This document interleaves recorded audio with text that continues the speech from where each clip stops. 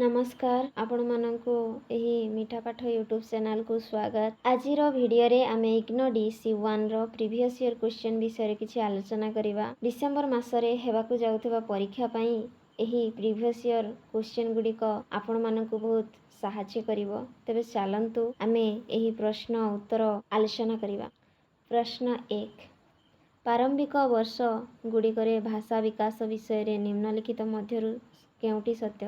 क्षमा करिवे एठी मु ऑप्शन गुडा देई नाही। मीठा पाठ टेलीग्राम चैनल रे आपण माने जॉइन हे जिवे। सेठी मु पीडीएफ करी की छाडी देबी। आपण माने क्वेश्चन को देखि परिबे। प्रीवियस ईयर क्वेश्चन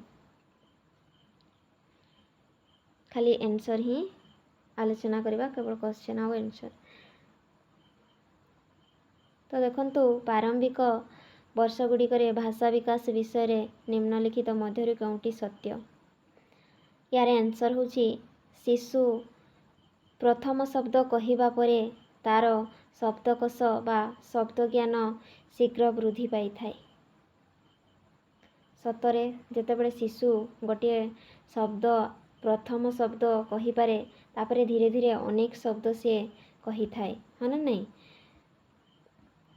देखो ये किसी व्याख्या दिया हिची जे कहीं से आंसर टी हैला। शिशु माने प्रथम शब्द कहिबा परे सेमानकर नूतन शब्द शिखिबा प्रक्रिया बहुत द्रुत होई जाए, जहाको वोकाबुलरी रूस्ट कहा जाए।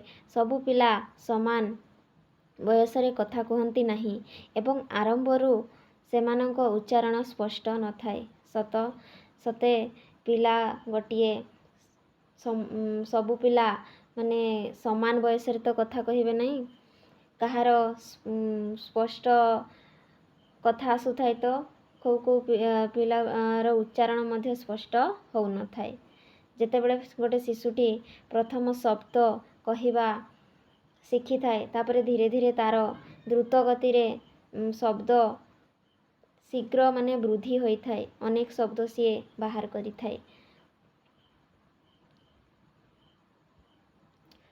प्रश्न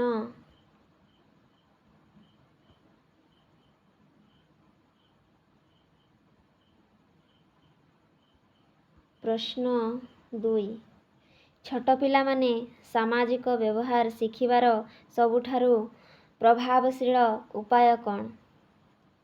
से माने गोटे छोट पिला सामाजिक व्यवहार समाज सहित से केमिति माने रही पारिबो, खाप खोई चली पारिबो, से भलिया से शिखिबार तार सबुठारु प्रभावशील उपाय कौन। यार आंसर ही जीव हमर वयस्क मानंकु देखिबा एवं सेमानंकर अनुकरण करिबा। सठिक आंसर। देखो यार भी किछि व्याख्या दिया हिची कहीं से आंसर टी हैला जे छोट पिला माने सेमानंक परिवार एवं आखपाख बड़ मानंकु देखि एवं सेमानंक भଳି नकल बा अनुकरण करी सामाजिक व्यवहार सहजरे शिखि थांती। सत कथा सते जेमिति गोटे छोट पिला तार परिवार एवं आखपाख बड़ लोकंकु देखिकी से अनुकरण करिकी शिखि थाए। देखिथिबे गोटे परिवार रे ही जदि दीटी संतान थांती, गोटे संतान जे प्रथम संतान सेते बुद्धिया होई नथिबो, किंतु छोटटी ताठारु अधिक बुद्धिया हिथिबो। काहेकि छोटटी से बड़ संतान को देखिकी अनुकरण करि थाए, नकल करि थाए। तो सेथि पई एठी छोट पिला माने परिवार एवं आखपाख बड़ लोकंक पाखरु ही बहुत किछि जिनिस माने शिखि थांती।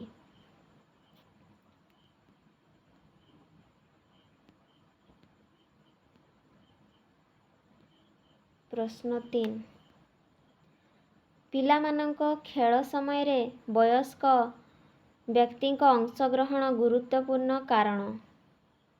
पिला मानंक खेल समय रे वयस्क व्यक्तिंकर अंशग्रहण गुरुत्वपूर्ण कारण कौन।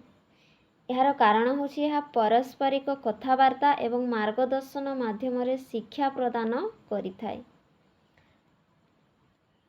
जेतेबेले बड़ माने पिलांक सह खेलंती सेतेबेले सेमाने ପିଲାଙ୍କୁ ସଠିକ୍ ମାର୍ଗଦର୍ଶନ ଦେଇପାରନ୍ତି, ଯାହାଦ୍ୱାରା ପିଲାମାନେ ଖେଳୁ ଖେଳୁ ଅନେକ ନୂତନ ଜିନିଷ ଶିଖିଥାନ୍ତି।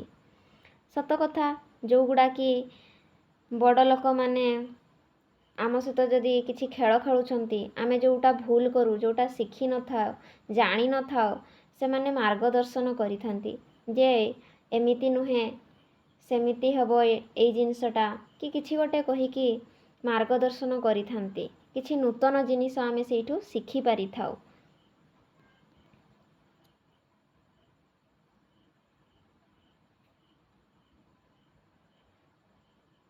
ପ୍ରଶ୍ନ 4, ମୋଟର ବିକାଶ ଯେଉଁଟାକି ମୋଟର୍ସ ଡେଭଲପମେଣ୍ଟ କହିଲେ କ'ଣ ବୁଝ? ୟାର ଆନ୍ସର୍ ହେଇଯିବ ଶରୀରର ଅଙ୍ଗ ଚାଳନା ଉପରେ ନିୟନ୍ତ୍ରଣର ବିକାଶ।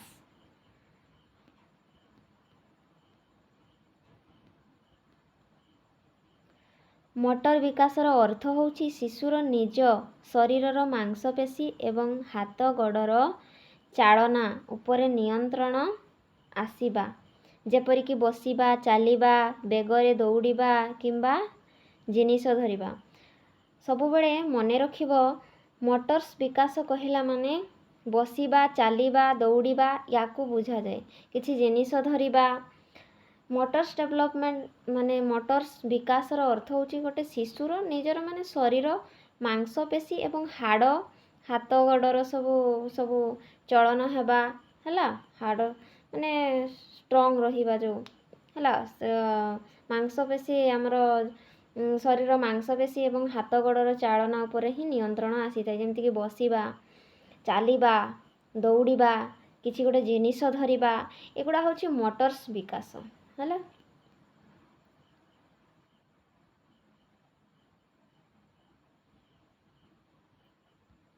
क्वेश्चन नंबर 5 ଜ୍ଞାନାତ୍ମକ ବା ବୌଦ୍ଧିକ ବିକାଶ କାହାକୁ ସୂଚିତ କରେ?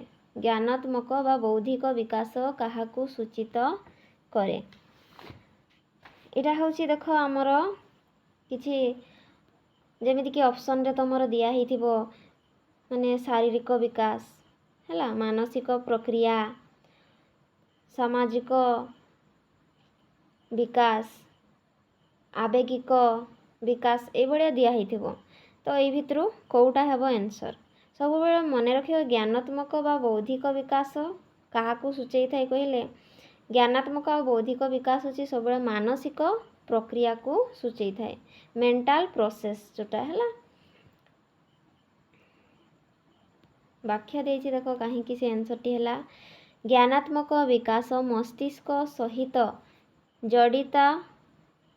ଏହା ଅଧୀନରେ ଚିନ୍ତା କରିବା, ମନେ ରଖିବା, ଶିଖିବା ଏବଂ ସମସ୍ୟାର ସମାଧାନ କରିବା ଭଳି ସମସ୍ତ ମାନସିକ କାର୍ଯ୍ୟ ଆସିଥାଏ, ହେଲା।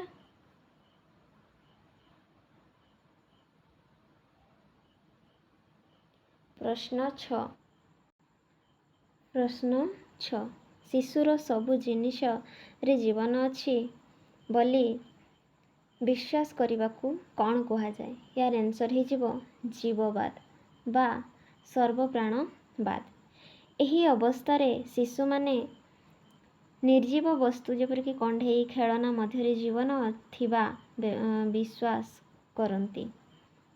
ସତରେ ଶିଶୁମାନେ ଭାବନ୍ତି ପ୍ରତ୍ୟେକ ଜିନିଷର ଜୀବନ ଅଛି।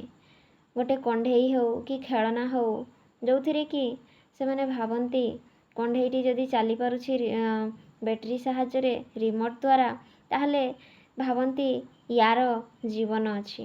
ସତରେ ଶିଶୁମାନେ ଏମିତି କିଛି ଖେଳନା ଦେଖନ୍ତି ଯେମିତି ଭାବନ୍ତି ୟାର ମଧ୍ୟ ଜୀବନ ଅଛି।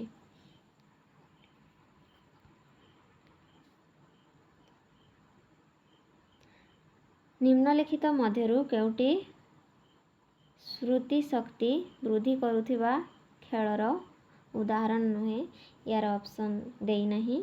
ମୁଁ ଟେଲିଗ୍ରାମ ମିଠା ପାଠ ଟେଲିଗ୍ରାମରେ PDF କରିକି ଛାଡ଼ିଦେବି। ତ ୟାର ଆନ୍ସର୍ ଦେଖ ହେଉଛି ନେତାଙ୍କୁ ଅନୁସରଣ କରିବା, ଖେଳରେ ନେତାଙ୍କୁ ଦେଖି ସମାନ କାର୍ଯ୍ୟ କରିବା। ଆନ୍ସର୍ ହେଉଛି ଯେ ନେତାଙ୍କୁ ଅନୁସରଣ କରିବା, ଖେଳରେ ନେତାଙ୍କୁ ଦେଖି ସମାନ କାର୍ଯ୍ୟ କରିବା। ଏହି କାର୍ଯ୍ୟଟି ନକଲ ବା ଅନୁକରଣ ଏବଂ ମୋଟର କୌଶଳ ସହ ଜଡ଼ିତ। ଏଥିରେ ପୂର୍ବ ସ୍ମୃତିକୁ ମନେ ପକାଇବାର ଆବଶ୍ୟକତା ନଥାଏ। ତାପରେ ଦେଖ ପ୍ରଶ୍ନ 8। ପ୍ରାୟ 1 ମାସ ବୟସରେ ଶିଶୁ ପ୍ରକାଶ କରୁଥିବା ସ୍ୱରବର୍ଣ୍ଣ ଭଳି ଶବ୍ଦ ଓ କୁ କ'ଣ କୁହାଯାଏ? ୟାକୁ କୁହାଯାଏ କୁଇଂ ବା କୁଜନ। ହେଲା, ଶିଶୁ ଜନ୍ମର ପ୍ରଥମ କିଛି ସପ୍ତାହ ମଧ୍ୟରେ ଏଇଭଳି ସ୍ୱର ବାହାର କରିବା ଆରମ୍ଭ କରେ, ଯାହାକୁ ଆମେ କୁଇଂ କହିଥାଉ ବା କୁଇଂ କୁହାଯାଏ। ଦେଖ, ଗୋଟେ ଛୋଟ ଛୁଆ କିଛି କିଛି ସପ୍ତାହ ଗଲା ପରେ ସେ ପ୍ରଥମ କିଛି ସପ୍ତାହ ଏମିତି ଯିବ, ଛୋଟ ଛୁଆଟାକୁ ତମେ କିଛି କହିବ, ତା ସହିତ କଥା ହେବ, ଦେଖିବ ସିଏ ଓ କରିଥାଏ, କେତେ ସୁନ୍ଦର। ତାହାକୁ ଆମେ କୁଇଂ ବୋଲି କହିଥାଉ। ହେଲା, ତାପରେ ପ୍ରଶ୍ନ 9। କାର୍ଯ୍ୟକଳାପ କ୍ଷେତ୍ର ବା ଆକ୍ଟିଭିଟି ଏରିଆ ଗଠନ କରିବାର ମୁଖ୍ୟ ଉଦ୍ଦେଶ୍ୟ କ'ଣ? ଏହାର ଆନ୍ସର ହେଉଛି ପିଲାମାନଙ୍କ ଦ୍ୱାରା ଅନୁସନ୍ଧାନ ବା ଆବିଷ୍କାରକୁ ପ୍ରୋତ୍ସାହିତ କରିବା।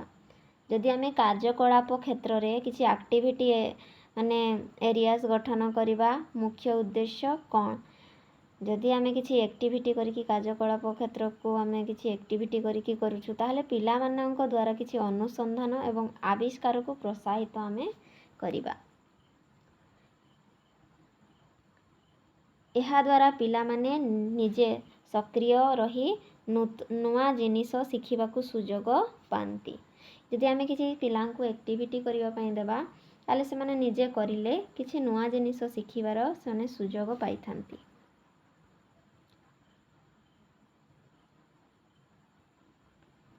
ପ୍ରଶ୍ନ 10। ଚାର୍ଟଗୁଡ଼ିକୁ କାହିଁକି ବୟସ୍କମାନଙ୍କ ଆଖି ସମତଳରେ ଟଙ୍ଗାଯିବା ଉଚିତ ନୁହଁ? ଯେ ଚାର୍ଟଗୁଡ଼ିକୁ କାହିଁକି ବୟସ୍କମାନଙ୍କ ଆଖି ସମତଳରେ ଟଙ୍ଗାଯିବା ଉଚିତ ନୁହଁ? ତାହେଲେ ସଠିକ୍ ଆନ୍ସର ହେଇଯିବ ପିଲାମାନେ ଏହାକୁ ସଠିକ୍ ଭାବରେ ଦେଖିପାରିବେ ନାହିଁ।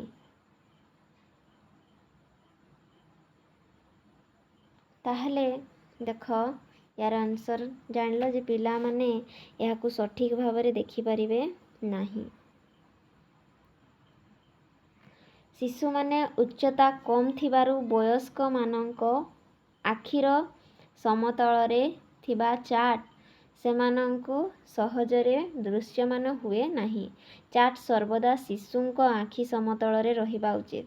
ଯଦି ଜଣେ ବଡ଼ ବୟସ୍କ ଲୋକଙ୍କ ଆଖି ସମତଳ ଅନୁସାରେ ଚାର୍ଟଟି ଆମେ ଲଗେଇବା, ସେମାନେ ଛୋଟ ପିଲା, ସେମାନେ ଉପରକୁ ଚାହିଁଲା ବେଳକୁ ସେମାନେ ଠିକ୍ ଭାବରେ ଦେଖିପାରିବେ ନାହିଁ। ତ ତାଙ୍କ ଚାର୍ଟ ସର୍ବଦା ଶିଶୁଙ୍କ ଆଖି ସମତଳରେ ହିଁ ରହିବା ଉଚିତ।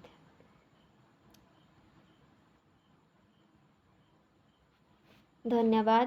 এই ଭିଡ଼ିଓଟି ଆପଣଙ୍କୁ ଯଦି ଭଲ ଲାଗିଥିବ ତାହେଲେ ଲାଇକ୍, ସେୟାର, ଚ୍ୟାନେଲଟିକୁ ସବସ୍କ୍ରାଇବ୍ କରିବାକୁ ଭୁଲିବେ ନାହିଁ। ଜୟ ଜଗନ୍ନାଥ। ଏଇଭଳିଆ ମିଠା ପାଠ ସହିତ ଜଡ଼ିତ ହେଇକି ରୁହନ୍ତୁ।